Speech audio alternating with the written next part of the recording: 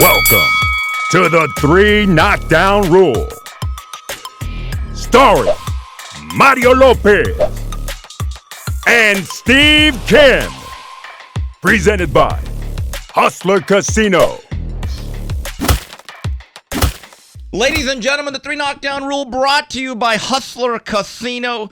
I am your co-host, Steve Kim, joined by the monster, Mario Lopez Bonsai. No more Cinco de Mario, right? Because we're past that. We're past that now. I still like it. Salute to you. Salute to Smoking Tim Frazier. And salute to Tino on the edits, the bout sheet for this week's show. Inoue in Tokyo. Viva Canelo. It's the return of Lomachenko. And we have a special guest scheduled to join us on the championship hotline. And then we'll also have Ask Mario and Final Flurries. Before we get started, we just want to let you know this podcast is sponsored by Hustler Casino, located just 15 minutes from downtown LA. During the last Monday of the month, if you play No Limit Hold'em, you can win a chance to play on the award-winning live streaming show, Hustler Casino Live. The lucky player will be staked $5,000 to play on the live stream. The winning player must stay through the duration of the whole stream. So stop by and play all your favorite games at Hustler Casino or check them out online at hustlercasino.com. Round one. Round number one, Ding. Monday Morning Monster from the Tokyo Dome on ESPN Plus. We had a barn burner, and still the junior featherweight champion of the world. He's still undisputed. Naoya Inoue had to rise off the canvas, but he scores a 6-round stoppage over the dangerous Neri. Woo. You know what? I am not mad at these Monday morning fights, especially on the heels of what was another great fight, which we're going to get into a little later. I just love where the fight game is right now. We've got these back-to-back great fights. They seem to be delivering, and the Japanese do the things their own way. And correct me if I'm wrong, but this is the first time in the Tokyo Dome since Mike Tyson, Buster Douglas, 1990. Exactly. A couple months before Chavez. February 10th to March 17th. Exactly. Ooh, gosh, very good. I thought for a second in that first round, I go, are we going to see that other Tokyo Dome sort of upset in that sense? I told you Nery is a clever, slick guy, and I didn't think he had enough pop to really catch him, but I think one of the most important intangibles were answered with Inoue tonight. He responded to a knockdown in brutal fashion and answered with a vengeance. I give him even more credit. Look, when you fight at this elite level, you're going to get hit. Yeah. You're going to get caught once in a while. He got caught. It was a solid shot. First round. It wasn't a slip. He got caught. He got dropped. But you know what? That's fine because the great ones rise up and they know how to answer. He responded. He was calculated, decided to methodically break his opponent down like he does most of the time, and then he took him out in a brutal way. I think defensively, if we're going to be meticulous, he can maybe, against these slick guys, tighten up that defense a little bit. I don't know if it's pressure performing in front of your hometown, wanting to look spectacular, which is really hard to do, especially against a slick, crafty guy like Neri. But man, I think we've been saying he's special, but I think he really showed it yet again with another quality, elite fighter with Neri, and him responding the way he did, I thought was just as impressive as his past performances. Look, you're not always going to bat 1,000. I remember, ironically, we were talking about Tyson, when he wasn't knocking everybody out in the first few rounds, it was like, oh, well, maybe he's slipping or maybe he's losing. No, it's ridiculous. This is the fight game, and you're fighting high-caliber fighters. You're going to get caught once in a while. It's how you respond, and he responded like a warrior, calculated, smart. Like I said, if you have to be really meticulous, maybe tighten up that defense a little bit, but oh my gosh, he is incredible. He gets an A if there was a report card with speed, agility, IQ, power. Doesn't diminish in my eyes with the number one pound for pound rankings because of the activity too. So even with the knockdown, I don't know, some people might be saying otherwise. To me, he still holds a solid number one pound for pound. Your thoughts? He is still Shogun. Absolutely. And to your point, I once saw Tony Gwynn strike out. It happens. It happens. I once saw Ozzie Smith make an error. I've actually seen Michael Jordan blow a dunk. Yes, it's happened. To your point, To put this into perspective, when Mike Tyson, as the biggest name in maybe all of sports, in 1990 returned for a second visit to the Tokyo Dome, I distinctly remember the HBO broadcasts panning over the crowd and saying it's a disappointing crowd because only about 30 to 35,000 people were in attendance. On this particular day, earlier this morning, every single ticket was sold out and people got cut off on the lottery system. All the more reason, Kim, I think maybe he was a little over-aggressive in the beginning because he heard these numbers, he wants to perform well. He's human. Well, Mario, this was a grudge match because of the way Neri had handled other fights in Japan, the drug test, not making weight. So he truly was the notorious Nery. And if you watch the first 15 seconds of that fight, I thought it was interesting watching it because I knew Neri would be dangerous early. He has 35 victories, 27 of them by knockout, so he can swat. Yeah. And if you watch that first right hand that Inoue threw, he was going for the home run. And I said, I said, you may want to work your way into this fight. And if you watch the way he got knocked down, he committed a cardinal sin. He was upright and tall. And hands down. Hands down, and he pulled back on the right hand. Yep. Look, there's a very simple principle in boxing. When one hand is offending, the other hand has to defend. Exactly. And when neither hand is offending, both hands have to be up, especially if you're close. But I give him credit, as you said, from round 2 on, the way he just methodically and systematically understood, speed is power. This guy's going to be tough. And Mario, you could see him getting tenderized. You could see him softening him up. And then once Inoue started to kind of, I don't say the word hot dog, but when he's doing the no-look punches and he's just shooting punches out and he's putting his hands down out in front, once he understood that I could gauge the speed, the trajectory of punches, and when he started to punch in between Neri, that was some special stuff, truly. It's very impressive because, again, he showed a lot of character in the way he responded to that because he could have been, again, very aggressive in his response. It could have got to him. Neri, I'm sure, with his adrenaline and was full of confidence at that moment. So the way it played out, I think it was even more impressive had he got in there and just blitzed him because now we know this guy can go through the trenches and he's about that life. Yeah, and one thing, if you're Shingo Inoue, who goes 2 for 2, by the way, both Inoues in winning title fights got knocked down in the first. What are the odds of that? But if you're going to, and this is what I think they're going to do, in situations like this, as a coach or a teacher or a trainer, you don't look at the end result. You have to look at every single mistake. And I'm just telling you, I believe that if you are Inoue's father, you've got to be very, very, as you would say, meticulous and tell that son, that cell phone never comes off your ear because he does have a habit of going in and out and jumping straight back. Right. When he starts facing bigger guys at 26, and there's some tall guys like Rafael Espinoza, Brandon Figueroa, you can't be on that train track. And I think that in the future, he will still score knockouts, but it's going to be later in fights. So what's that phrase? Speed is power. Because once he started coming right down the middle, beating Neri to the punch with the jab and the right hand, that's when he kind of opened it up.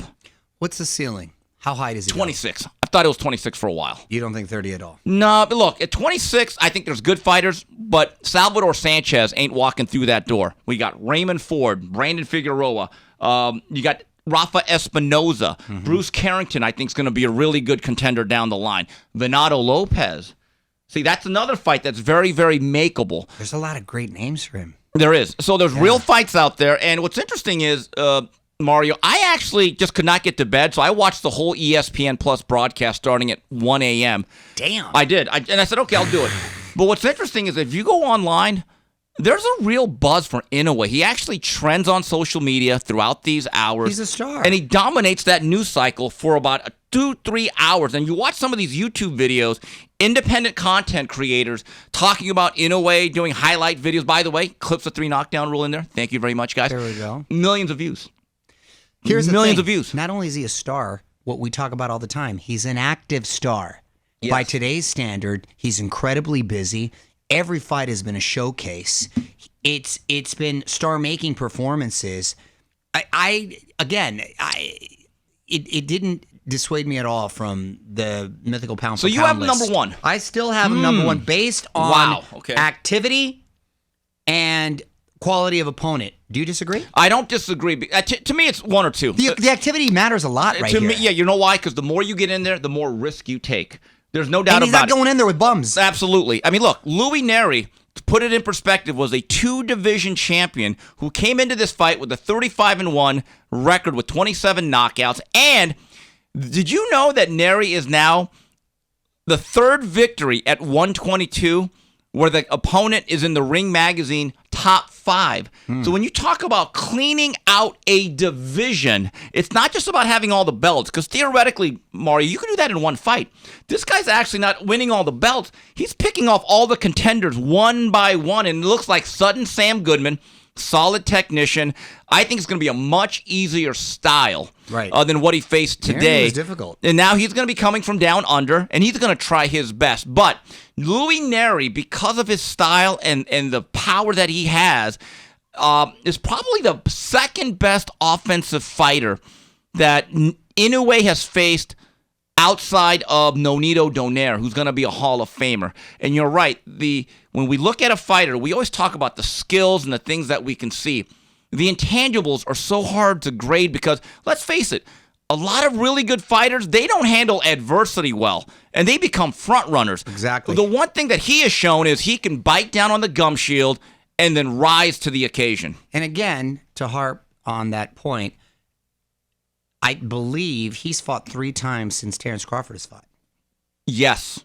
They fought in the same week, then he fought DePaulis, and then he fought today. That's so, yes.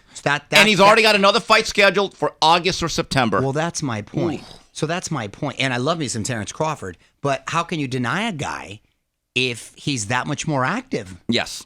Activity matters. Right. It can't be just a saying. It can't be a hashtag. We have to live with it. And again, the more you get in with good, solid, world-class fighters, the more things that could go wrong. All right, when we come back, joining us on the championship hotline, he's lined up and ready to go. Boy, he's been a source of a lot of heated discussion. The founder of Snack.com and our good friend Victor Conte joins us on the championship hotline on the 3 Knockdown Rule, brought to you by Hustler Casino. Catch it streaming live right on YouTube. Welcome to the big leagues, kid. $1.2 million.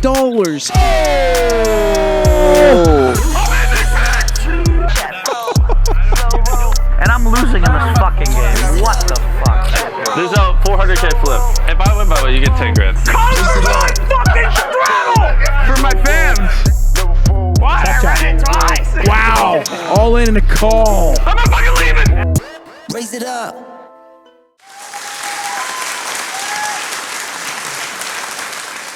All right, we're back on the 3 Knockdown Rule, brought to you by Hustler Casino, and Mario joining us on the championship hotline. A man that's catching a lot of shrapnel. I don't know if it's fair or not, but he can handle the heat. It is Victor Conte, the founder of Snack. Victor, how you doing?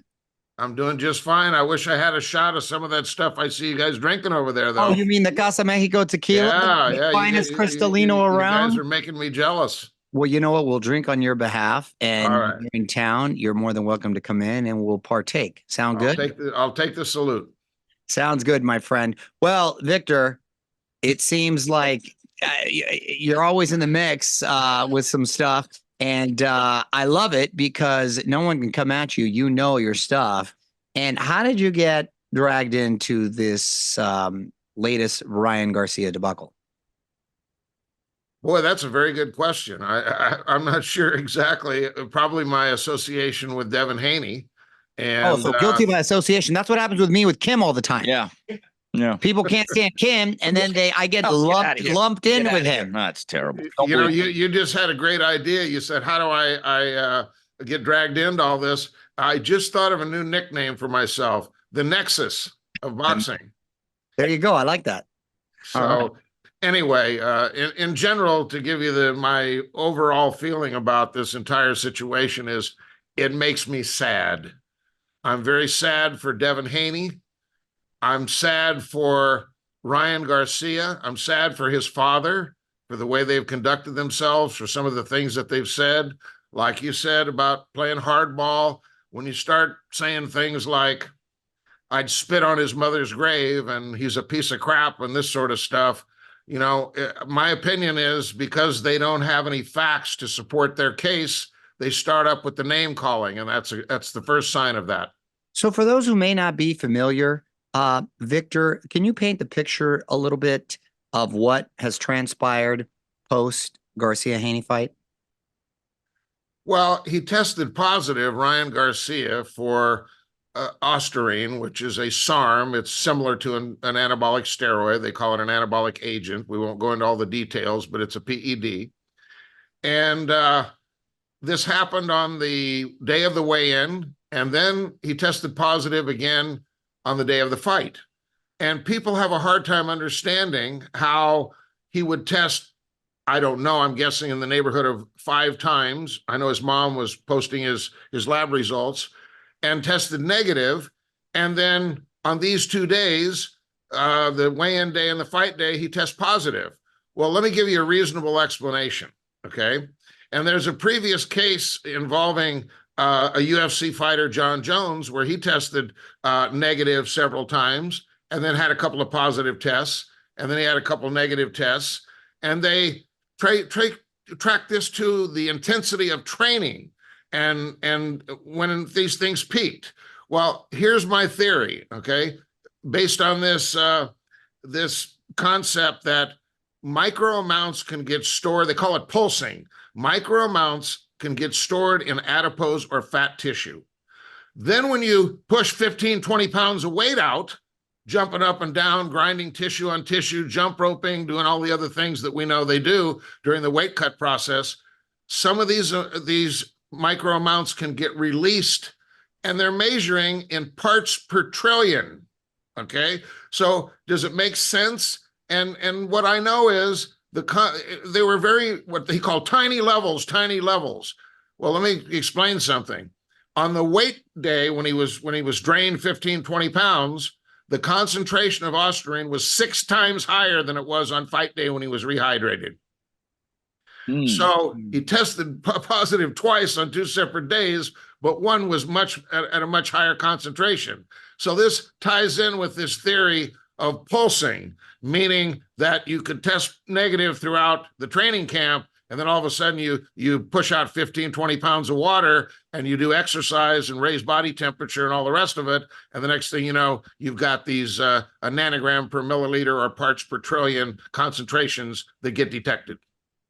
Victor, I think most people are wondering, why did the information come out almost 2 weeks after the fight? Why couldn't they be privy to this info prior to the fight? And if it takes that much longer to get the results, why wouldn't they just test you then 2 weeks prior? Well, that's a great question, and there's a very simple answer. It's in part is about the cost. And during training camp, when they send in the samples and they check all the boxes for the tests that they want ordered, is just a routine 2-week turnaround time. But when you collect the samples on weight cut day and fight day, they check the box that says stat. That means turn it around as quickly as possible. It's much more expensive to do stat testing than it is routine testing, because you have to set up the machine, calibrate the machine, prepare all your standards. Then for just a couple samples that you're running, instead of running those in what they wait until they get a big batch and then they run them. So it's much more expensive to do these tests, but they want to collect on these days to make sure that they're not taking something right before the fight. So one's training camp, the other's weigh-in, the other's fight day. Yeah, and Mario, it's not like a pregnancy test where if it's plus or minus, hey, honey, we're pregnant. It's not really that type of process. But it is, at the end of the day, is what he's saying, though, isn't it, Victor? At the end, you can't just be kind of pregnant. Either you took it or you didn't, correct? That's correct. They call it qualitative instead of quantitative testing. Now, let me say that even when they do qualitative testing, they have what they call semi-quantitative measurements that they take.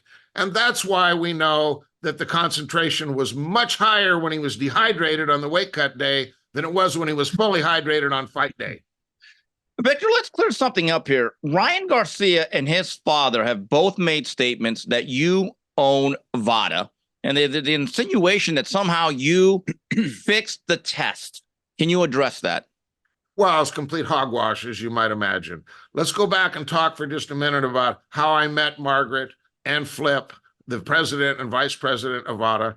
And in fact, Steve, you are the culprit. Okay. You made that introduction. He usually is. This was in 2009 in December. And somehow Steve and I communicated on Twitter. And then he asked me, he said, his first response was, "Is this the real Victor Conte?" Then we talked and did an interview, which came out in Max Boxing, who he was working for at the time. Margaret Goodman saw this. She contacted Steve. She asked Steve if she could get my contact information, because at the time she had a monthly column in The Ring magazine called The Fight Doctor.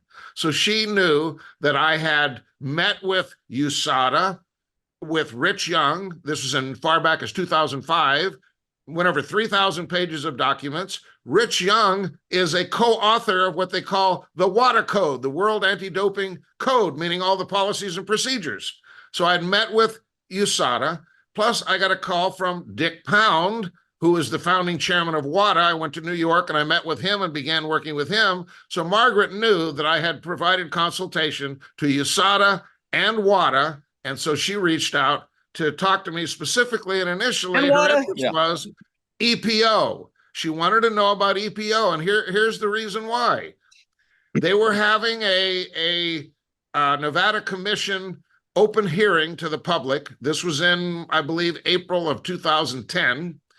And Robert Voy, who was the chief medical drug testing officer for the United States Olympic Committee, and I'd met him way back in 1989, and he's got a book out called Drug, Sport, and Politics. But this was available online to listen to. So I listened to it, what he said, and he was basically saying, "Oh, we don't need EPO testing, and in boxing, there's too much risk of getting HIV or hepatitis or something. This is not a good idea. But besides, boxers would never use EPO." Whoa here. We know from 2003 about the case with Shane Mosley that I gave him EPO. Okay, so this was enormously high-profile news. How could he say that boxers don't use EPO? So we did some interviews together thereafter. I was very critical of Robert Voy and what he said. And as I explained, I believe if there is a single drug, PED, that is the most beneficial of all of them to a boxer, it's EPO. So Margaret was looking for information to learn more about that, and to, at some point, try to figure out a way to develop an EPO test, even if it was just to be recommended to the Nevada State Athletic Commission, where both she and Flip had previously served as the head of the medical commission. Two-part question. Could this have possibly been, quote, an accident? And how often, when these cases turn up positive, are they more on the accidental side? Well, we don't know if it's accidental, or if there was intention to cheat or no intention to cheat. We don't know that as of yet. But let me explain something about this specific case with Ryan Garcia. He did testing, VADA testing, for the tank fight, which was, I believe, April 22nd, 2023. Yes. He did no VADA testing for 10 months until February 20th of 2024, when Devin and Ryan entered the VADA pool again. Well, it'd be very easy to use drugs for 6 months and then taper off for 4 months, and you have what they call carryover effects. EPO, testosterone, these drugs are training drugs. They're not going to necessarily be in your system on fight night, but the type 2B fast twitch muscle fiber that you gain, the increases in speed and power and endurance, everything that you gain from those drugs carries over for months, if not longer than a year. So I'm not saying that he was using stuff on fight night there, but the traces got there somehow. We don't know. Now, here's what I believe. Everybody's saying, oh, could it be the ashwagandha? Could it be a supplement? Let's test all the supplements and so on. Here's what I believe.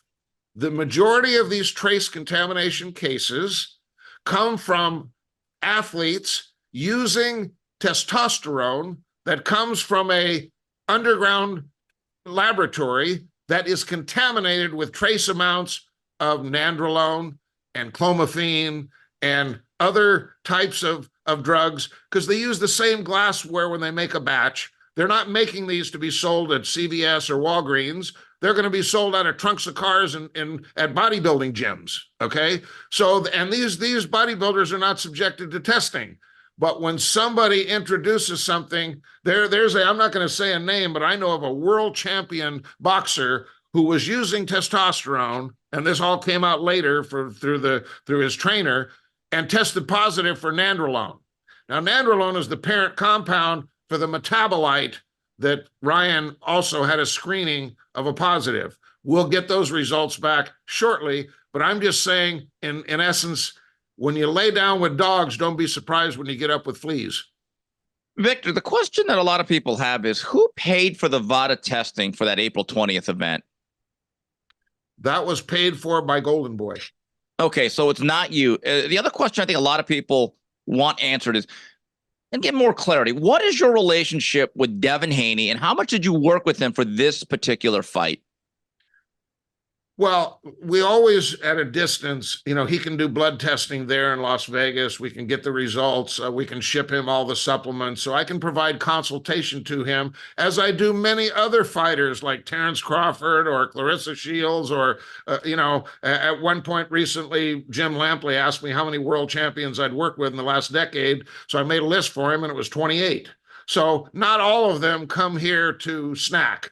Okay, there are more than 2,000 blood collection stations all over the United States. We send them a test code with instructions. They go get their blood drawn, and then within 48 to 72 hours, we have the test results, and then we chat and discuss what potential recommendations that they may be willing to comply with. How long will it take to have full clarity on the situation? Well, I would say shortly, by sometime, this week, those results should come back. The IRMS testing, also called carbon isotope ratio testing, of this metabolite that they found, the 19-nor metabolite, to definitively determine, it's there or it's not. And if it is, then once again, as is the case with all anabolic steroids, it is qualitative. You're either pregnant or you're not. This whole argument about, it's in trace amounts, it doesn't matter. The rule states. Now, for other types of drugs, let me give you an example. Marijuana, some commissions still test for it, VADA doesn't. But let me give you another one, would be albuterol.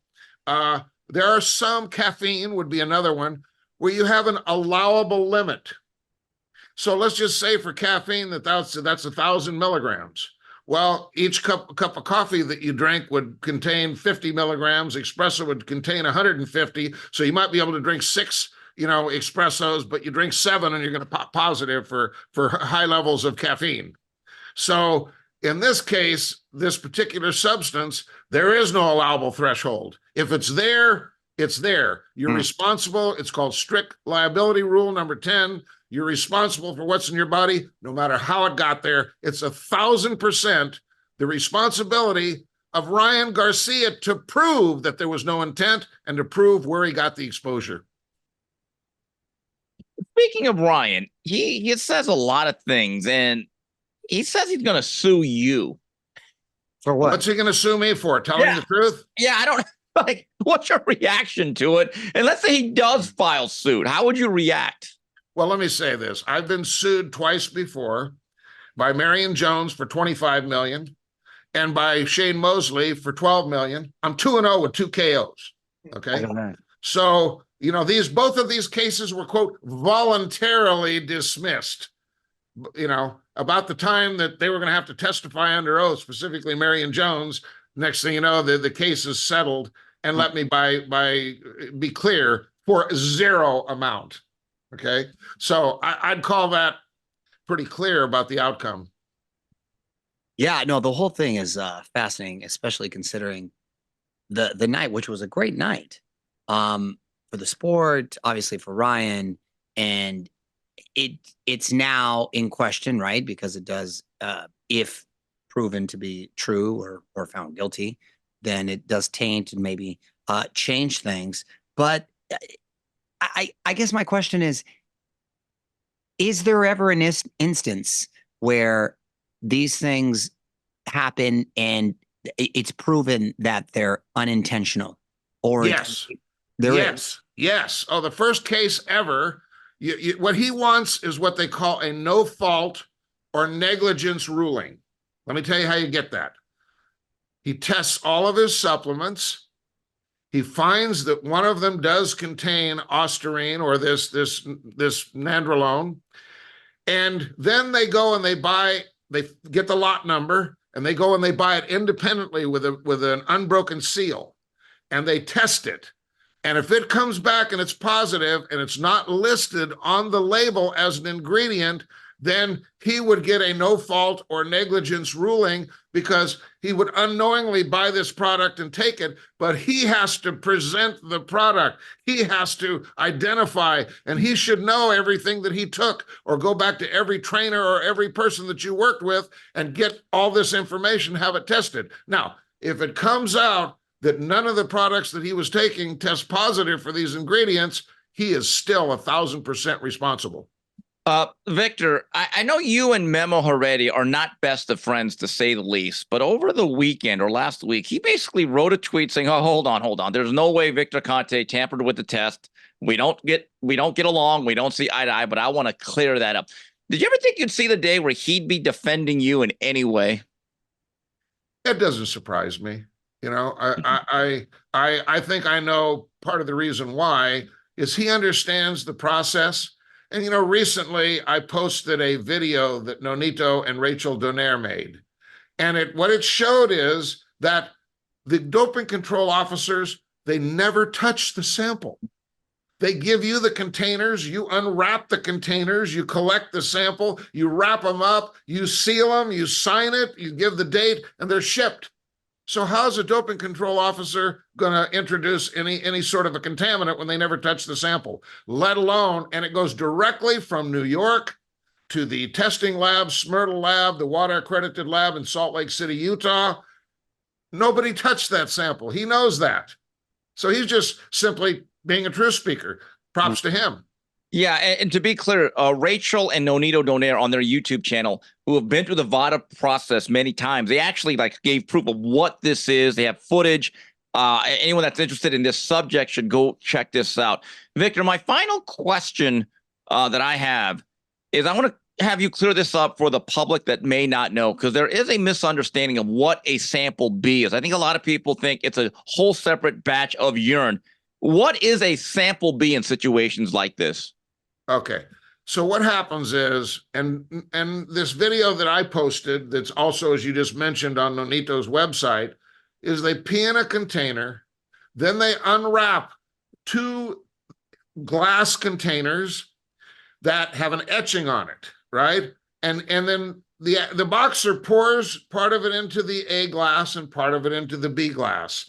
Then they seal this and they send it in. It's the same sample that was originally in the same urine cup, okay? So 99.9% of the time you come back with the same result. So the whole idea of, oh, well, I'm going to prove my innocence by testing the B sample, good luck. I don't think that's going to happen. Wow. Well, it's going to be interesting to see how everything plays out. Would love your take once it has some clarity. Yeah, and again, everyone deserves due process, and then we'll go from there. Victor, as always, you've been a wealth of information. Thank you for giving us your time. I know your schedule is very busy. We'll see you soon. Okay, great to see you guys again. And next time I'll come live and we'll have a shot together. Absolutely. Tequila soon. And that is Victor Conte, the founder of Snack.com. We'll be back with more of the 3 Knockdown Rule, brought to you by Hustler Casino. All right, we're back on the 3 Knockdown Rule, brought to you by Hustler Casino. Thanks to Victor Conte, the founder of Snack.com, for joining us on the championship hotline. Ladies and gentlemen, if you'd like to get involved with the 3 Knockdown Rule and sponsor our show, we'll still have some slots available. Please reach out to us by emailing at info@boxbid.io. Once again, that's info@boxbid.io. Boxbid.io is an online platform that is launching soon that helps public figures and professionals in the world of boxing get sponsorships. We are proudly working with Boxbid.io. Review preview. All right, moving on to the fight review and preview. Saturday night from the T-Mobile Arena in Viva, Las Vegas. And still, the super middleweight champion of the world, Canelo Alvarez, with a clear-cut 12-round decision over Jaime Munguia. The scores, 117-110, 116-111, 115-112. Mario, I don't know about you, but I thought the first 3 rounds were going pretty good for Munguia. And then he stuck inside the pocket a little too long at the end of the 4th. He got dumped on the canvas with that uppercut, and it's like, welcome to reality. I was texting you You're prior like, to hey, that we're happening. doing good. He's doing good. I said he can't stay in front of him. He can't stay and start trading in front of him. And that's exactly what happened. Look, I think Canelo was caught off guard a little and caught by surprise on how active Munguia was. Pumping that jab, moving those feet, throwing tons of combinations. And then Canelo, like he normally does, sat in the eye of the storm right there with all these shots getting thrown at him. He remained poised, calm, like he always does. He started to time those combos, slip those punches, and land some clean, crisp counter punches. He caught him with a beautiful left hook right uppercut that he set up when Munguia started to have a little success, because he wasn't necessarily hurting Canelo, but he was keeping him at bay, and there was some respectable shots in there, but I think he was outworking him and overwhelming him. Outside of the knockdown, I thought it was pretty close, and I thought Munguia showed a lot of grit in the way he answered getting knocked down and jumping right back on that horse. And the fact that he was able to maintain that pace pretty much throughout the fight was very, very impressive. But I do think that Canelo was landing the harder, cleaner punches. He looked like the man that was in charge and had the ring generalship in there. His experience, I think, ended up taking over. His power, his precision and accurate punches is what I wanted to say. Even though Munguia lost, I think his stock rose. Yes. And I think it was a win-win night for everyone. How many rounds did you give Munguia? You know, I wasn't judging it as I was watching it, but he had a few, 3 or 4. I thought he won 2 of the first 3. 9 and 10 were kind of close. So I thought you can make an argument that he won 3 or 4. That's what I just said. And if you're really, really generous, probably 5. But there's no doubt. But it wasn't the ones, though, not to interrupt you, but the ones that Canelo was winning. It wasn't like he was beating his ass and they were clear cut. I mean, he was winning close rounds. I thought it was a pretty competitive fight. And I thought Munguia showed a lot of growth since his last fight. And I thought Freddie Roach has a lot to work with. His development allowed him to, I think, be ready for the moment. He didn't seem overwhelmed. He seemed to be able to hold his own in the big one here. He did get caught in the 4th. Had he not gotten dropped, I thought it would have got pretty interesting right there. Can I give him some credit? Unlike the last guy Canelo fought, come on, man, Jermell Charlo, in the immortal words of Herman Edwards, I'm going to paraphrase, he played to win the game. Hello? He came to fight. Came to fight. You got 2 Mexicans in there that threw chingazos, and he came to fight. He was letting his hands go. I thought he had a great plan. You just went up against an all-time great in Canelo, who was able to weather the storm, ended up timing you. I think the pressure ended up sort of kind of getting to him, not necessarily getting to him psychologically, but just he was able to, again, get inside and start working those hooks to the bodies and those nice little crisp counters. Mario, remember that old fable, the tortoise and the hare? Yep. Jaime Munguia had to work all that activity, and he had to work so hard. And I said, you know what? The harder you work sometimes, the more it's going to be used against you. And there's one thing. Jaime Munguia, at times, I could see what he was trying to do, but he was always like 6 inches short on his right hand because his feet were not close enough and he needed to take another jab step. And there were other times his head came out in front of his front foot, and I'm like, oh, you're hanging curveballs. That's what I was texting you. I said he can't stay in front of him, and he's keeping, because he had a little bit of success at least getting those combos off and moving. But once he started to plant those feet and stay right in front of him and trade, I said, ooh, that's bad. Canelo has gone from fireballing Roger Clemens, striking out 15, 16, 17 guys. To Pedro Martinez. Oh, no. To Greg Maddux. He's now pitching around the corners, Same changing. thing. No. It Pedro could be used the no, same- no. same Pedro way. was a fireballer. No, Pedro started, but as he got Right. older, Pedro started working. But he's those corners, painting the plates. corners. He's That's what Pedro changing started doing too, speeds. sure. He's getting guys out. And really, it's about the guile. It's about the savvy. It's about knowing when to pick your spot. But I want to give him credit. He's 33 years old, which doesn't seem overly old by today's standards. But when you start fighting at 15, 65 fights. yes, and listen, It's amazing. look, it's amazing. To keep using those baseball analogies, which, by the way, we're both right with Pedro and Greg. I was just thinking of Pedro later on because he's not a big guy. Canelo has gotten now much more economical with his punches and effective, and his defense is so good, and he's got that iron chin, and he's got a neck like a Brahma bull. It's going to take a special fighter still to get him out of there. I thought it was very impressive. I think, I've always been a huge fan of his. He continues to impress, and he's managed to acclimate to his body maybe slowing down a little bit. He's evolved with age. He's evolved with age. That's exactly it. And I don't care who you name. No one has the resume like Canelo. Not in this generation. That's what I mean. In this generation, no one has his resume. He is going to go down when it's all said and done as the best fighter of his generation because of who he's faced. Yeah, and the longevity and the activity. By the Right. time it's all said and done, he might have 70 fights. And I've used this analogy before with other fighters. But the Michael Jordan that came back in 1995-96 that won his second three-peat. After his little baseball sabbatical? Was not the high-flying guy of the first three of 91 to 93. It always makes me mad if you would not played baseball. Eight-peat. Probably, right? Yeah. But the second version of Michael Jordan that won rings 4, 5, and 6 was much more of a low post player, didn't play above the rim, wasn't attacking the rim, didn't have that many dunks, a lot of fadeaway jumpers. It was a much more economical, not as exciting style, incredibly effective. And as I wrote on K9's Corner, it'll still take a very elite fighter, maybe like the level of a Dimitri Bivol, who has to have a really good night to beat this guy. Now, with that being said, I'm not going to lie to you. There's a lot of great things about Canelo. We always praise him, but I have to be fair. Mario, if he's going to take on Berlanga or the other Charlo, that's going to be received like a wet fart in church. Sunday Mass. Ugh. Why's it got to be wet? Yeah, because it's even worse. Why is it be wet? Look, like he said afterwards, I think it was pretty.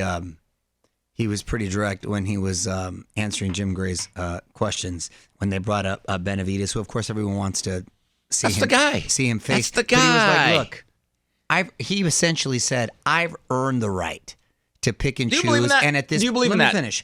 He said, "I've earned the right to essentially pick and choose, and to be in this position where I can be selective. I've been great for the sport. No doubt. It's my career. Oh, no doubt. I'm the attraction here, and I No get doubt. to call the shots." Okay. There's no lie there. There's no lie there. Selfishly, would I like to see him continue to fight Benavidez and stuff? Yes, of course. I told you who's a strong second for me. Crawford. And Yes. our boy, Yes. His Excellency, Oh, yeah. Turkey. Old Turkey. Well, I don't want to try to pronounce his Al-Ashik. Al-Ashik. There we go. He is very high on making this Crawford fight. Now, I know Crawford is a naturally smaller man, and that's going to be a difference. But he's slick. He's slick. And he's a good puncher. And he's gutsy. And he's ballsy. I think it'll get interesting, though, because Canelo's still incredibly strong, durable. He's got an iron chin. And he's got an IQ. Yes. And his reflexes are still excellent. So Crawford could be having a lot of success, but that little left hook uppercut lands on him. I don't know if he's able to take it as well as like Munguia. Well, I mean, Munguia got dropped, too, off of that. Before we move on to the Crawford thing, though, again, a tip of the hat to Munguia because I did think he showed a lot of growth. He's come a long way. He'll get better from this. He'll get better, and I don't think his stock dropped. So tip of the hat for him and Freddie Roach. I thought they did a great, great job. Fast forwarding now.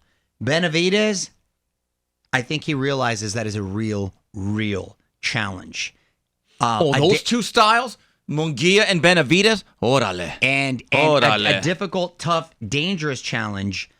I personally, and I love Crawford, don't think Crawford would defeat Canelo.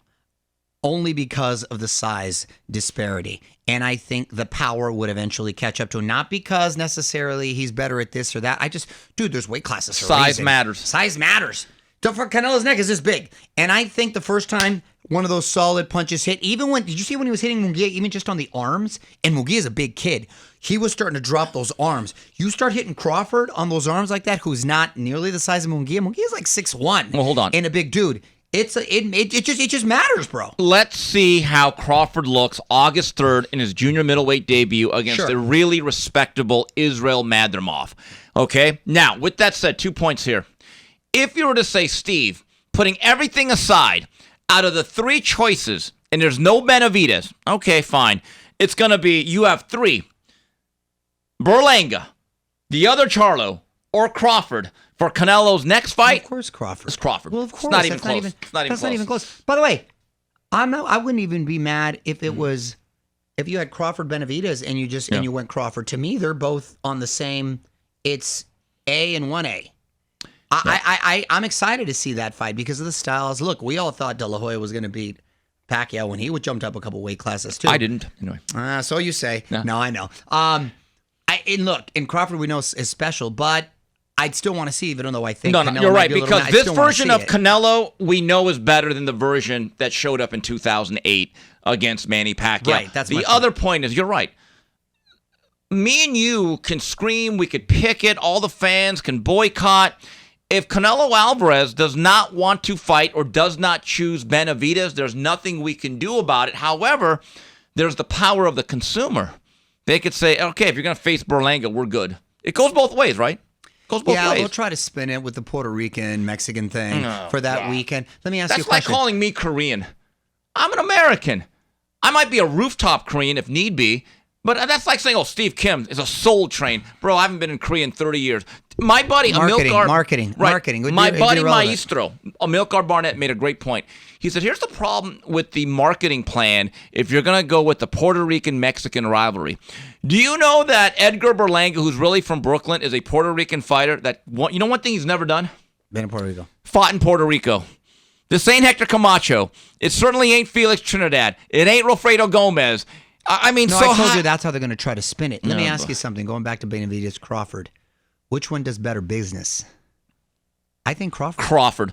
Crawford. You get middle America, you get the urban market, and he's been around longer, and he's considered no worse than 1A on the pound-for-pound So list. if you're Canelo, why wouldn't you pursue Crawford? Less dangerous, better business. Okay. And I'm okay with that, though. You know what I mean? I am. Well, why wouldn't you pursue him then? Yeah, I am okay with that. Also, on this undercard, WBA welterweight champion Amantis Stanionis comes back after a 2-year layoff, gets past Gabriel Maestre in a 12-round decision. And featherweight action, Brandon Figueroa, after a slow start, gets rolling, and he stops Jesse Magdaleno in 9.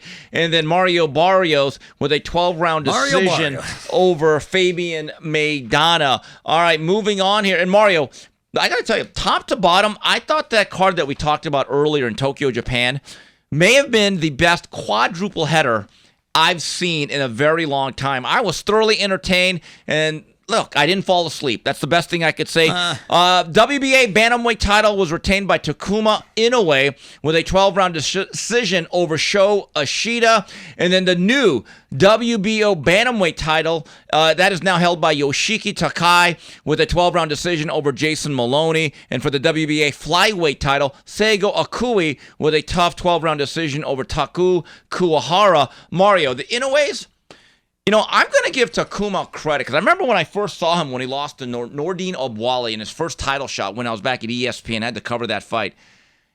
He's not he's evolved, and he's not Fredo Corleone.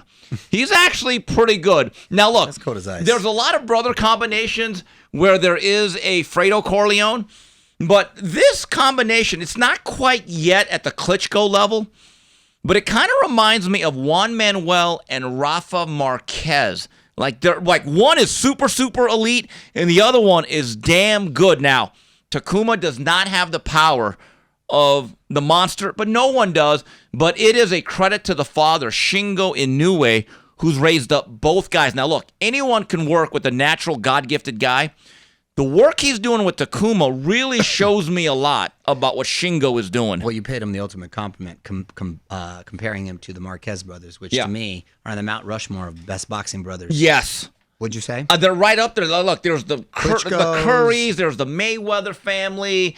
No, the Klitschko's? The Klitschko's are right up there. There's no doubt about that. Sure. The Judas, I think Daniel was not really that great compared to Zab. But the Inoues, they are very accomplished. So tip of the cap to Shingo Inoue. Mario, this Saturday, but actually Sunday morning from Perth, Australia on ESPN from the RAC Arena, it is the return of Vasyl Lomachenko fighting for the vacant IBF featherweight title against George Kambosos. Mario, my question is this. Look, not only is Lomachenko in his mid-30s, the last time we saw him, look, we both thought he beat Devin Haney, but we both know that was a highly emotional, disappointing loss for him. We saw him in the locker room, and I'm thinking, wow, what a dispiriting loss. I wonder, did that take the wind out of his sails, or do you think from this year, it's about 12 months now, you think it's been enough time to get over that disappointment? I do. I think he's a true professional. I think he wants to play spoiler. He has no pressure on him since he's not in his hometown. All the pressure's on Kambosos. And I think he knows in his heart, and especially probably watching it back, that he should have been the victor that night. At least I believe so. Yeah. And I know you do too. We're going to see what he's got left in the tank there, but he's one of the greats, man. Talk about in this generation. Loma too, even with just a limited amount of opponents. 20 fights, by the way. 17-3. How many of those are world champions too? Most of them. And That's what look, I'm you saying. can make an argument like that first loss to Salido, asterisk. Look, I do think Teofimo beat him clearly. Mm-hmm. But look, most people thought he beat Haney. I He know. should have been the undisputed lightweight champion of the world. Look, if it's the Loma that we've seen in the past compared to the Kambosos we've seen recently, who was very fortunate to get that decision last summer against Maxie Hughes. But again, he's on the road. I don't want this to be a situation where once again Loma takes off a round or two thinking, well, I thought I won. It doesn't work that way. Don't be naive. All right, moving on with the 3 Knockdown Rule brought to you by Hustler Casino. We go to the Ask Mario portion of this fine program. Here's one from Javi.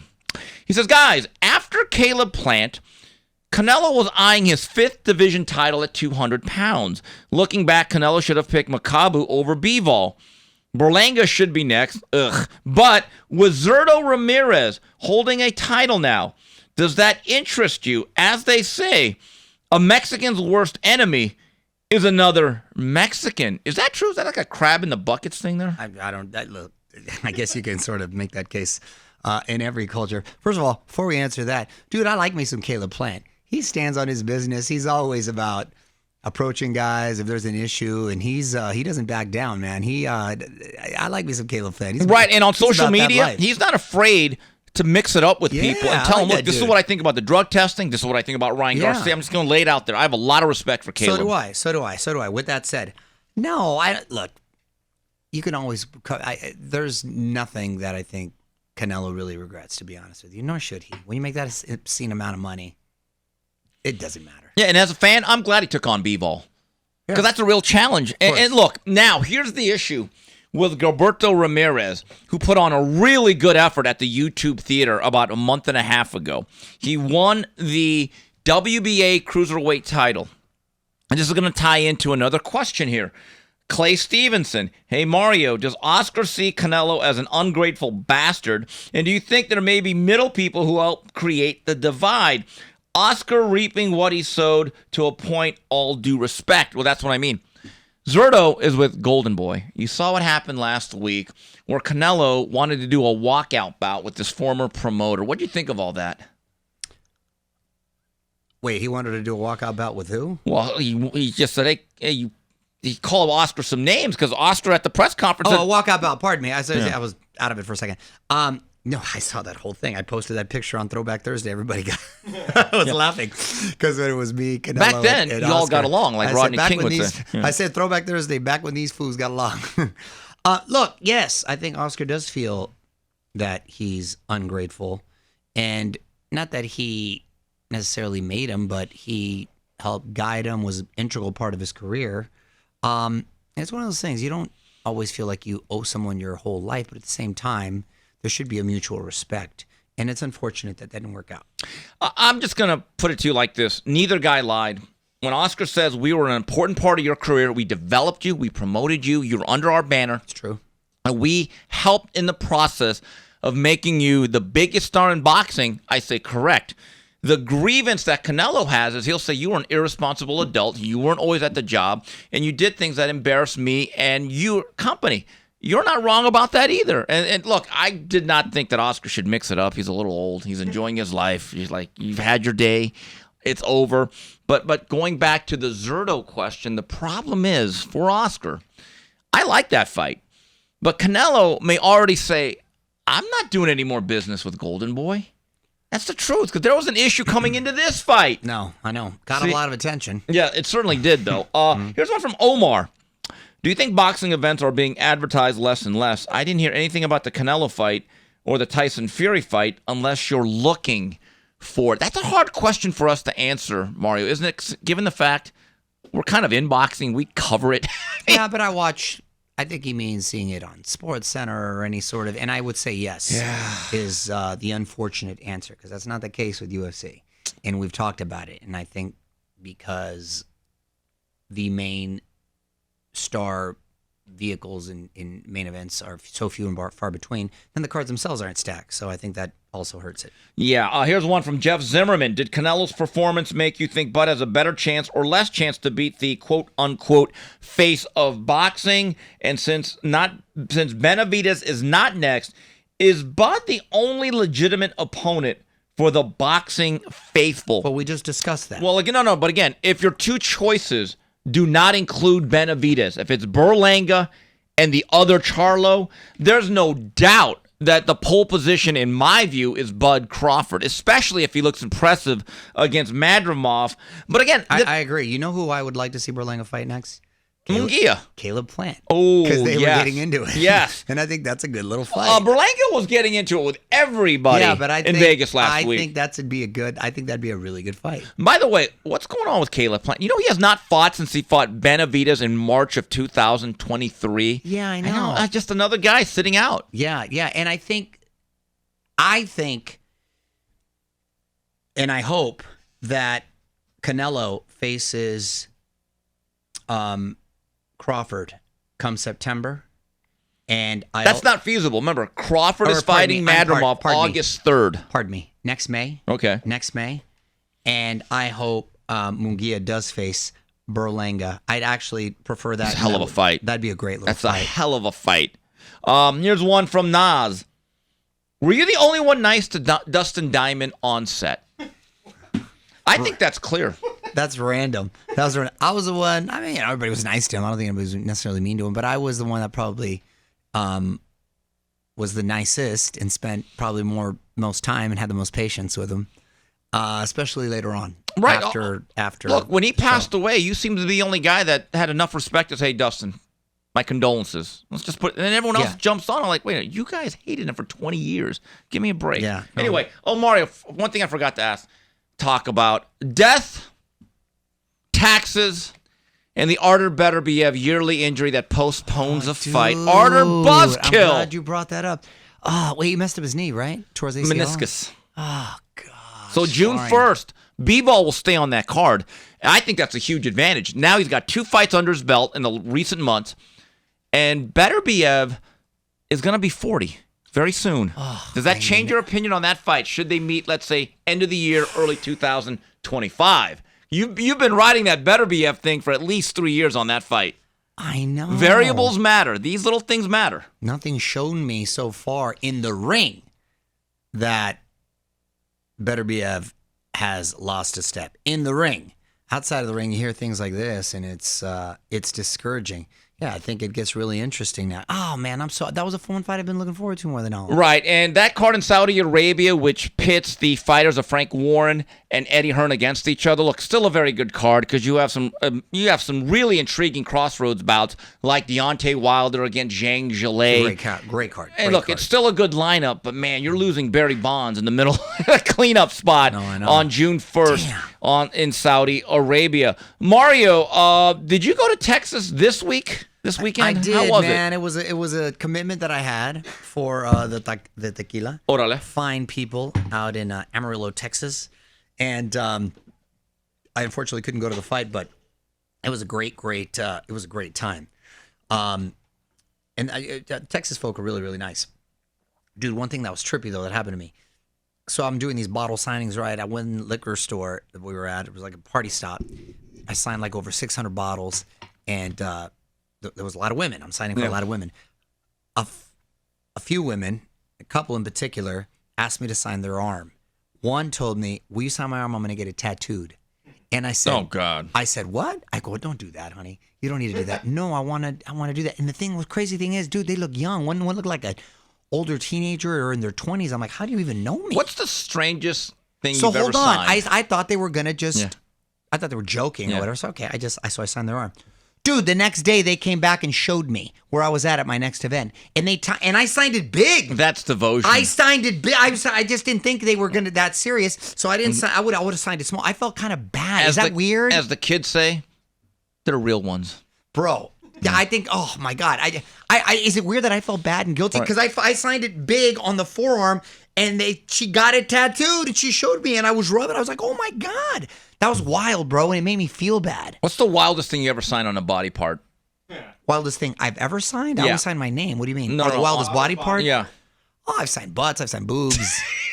But they never got them tattooed. It was never. Well, I don't know. This one they just brought to my attention, and they brought them. Could you imagine the Mario Lopez, John Hancock on someone's left cheek? I mean, dude, I've seen my face on tattoos a few times actually.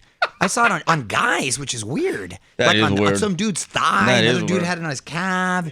Like my face, it was weird. Because that always creeps me out when I'm at a fight and some guy's like, "Hey, where's Mario?" And I'm like, "Bro, first of all, be nice to them if they're asking about me." I'm like, "Bro, you should be a girl asking that. The fact that you're a guy, hey, sus." As the kids say. That's not sus. The guy's got taste. That is super sus. Well, I felt bad. Is it weird that I felt bad? No, forget about the tattoo thing. So if you knew they were really going to do it, would you just do like a little... Yes, I would have done it super tiny. See, you're a class act. I would have done it super tiny. I don't even... Because, I'm not a tattoo guy. And so I felt really bad about that. That just tripped me out. Anyway, I never saw that before. I think you're helping her learn a future lesson. Yeah. She'll learn it later on when she regrets it. I literally signed the whole forearm. I got to show you a pic. So she has a sleeve. And I didn't even do the signature well. Send it over to us. I didn't even do... I just talked... Look, here's one of them.